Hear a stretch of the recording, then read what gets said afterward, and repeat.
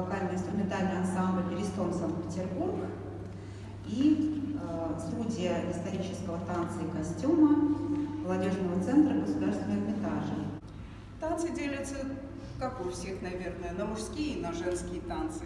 Главное в этом танце осетинском – это благородство мужчины и достоинство по отношению к женщине. Это всегда ценилось, и до сих пор мы стараемся придерживаться этого. Женская партия изобилует грациозностью, кротостью, выразительностью. Раз, два, три, четыре.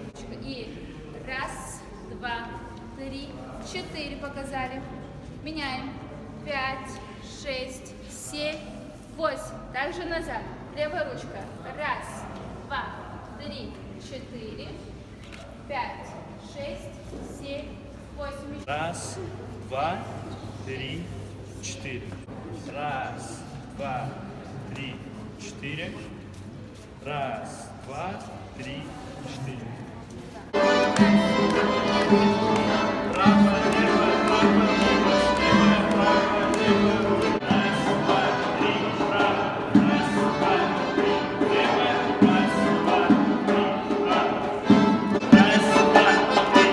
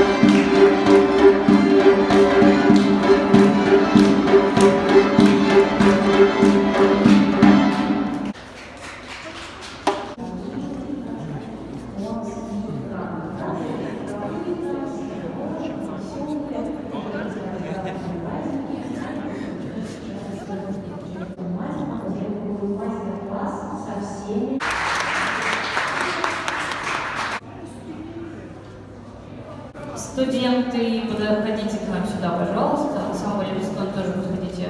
Мы все с вами вместе сфотографируемся. Снимает?